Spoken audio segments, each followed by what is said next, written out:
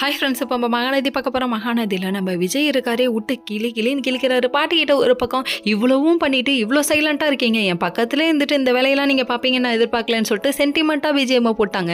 அதுக்கப்புறம் ரொம்ப ஃபீல் பண்ண ஆரம்பிக்க, என்னடா ஆமாண்டா நான் தாண்டா பண்ணேன் அப்படின்னு சொல்லிட்டு பாட்டியும் சரண்டர் ஆகிட்டாங்க. இப்போ என்னடா அப்போ உன் லைஃப்பில் அவள் இருக்கக்கூடாதான்னு சொல்கிறாங்க. என் லைஃப்பில் அவள் இருக்கணுமா இருக்கக்கூடாதான்னு முடிவு எடுக்க வேண்டியது நான் தான், நீங்கள் இல்லை அப்படின்னு சொல்கிறாங்க.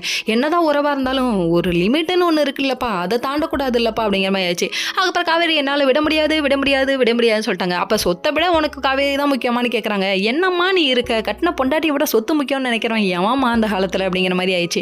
காலம் எங்கேயோ போயிடுச்சு பாட்டி, இது 2K ட்ரெண்டு பாட்டி, நீ கம்முனு கடை பாட்டி அப்படிங்கிற மாதிரி ஆயிடுச்சு. அதுக்கப்புறம் என்ன சொல்லிட்டாருன்னா, கோவத்தில் கொந்தளிச்சு போன விஜய் இருந்துட்டு தாத்தாவையும் தப்பாக நினைக்க ஆரம்பிச்சிட்டாரு. தாத்தா இதுக்கப்புறம் நீங்கள் எதுவும் சொல்லாதீங்க, என்னால் மனசு தாங்க முடியாதுன்னு சொல்ல, இந்த கேப்பில் கெடா வெட்டிட்டு இருக்கிறது யாருன்னு நீங்கள் நினைக்கிறீங்க? அப்படியே ஒரு கரடி முஞ்சனுக்கு பேர் ஆனந்தம். அப்படி என்னப்பா ஆனந்தம்னு பார்க்குறீங்களா? எல்லா சொத்தையும் சஞ்சய்கிட்டே கொடுங்க அப்படின்னு சொல்லிட்டாரு. சொன்ன உடனே பார்க்கமே, ஆஹா கண்ணா லட்டு தின்ன ஆசையா, தம்பி காத்திருந்தது கிடைக்குதுன்னு சொல்லி யோசிச்சுட்டு இருக்கேன்.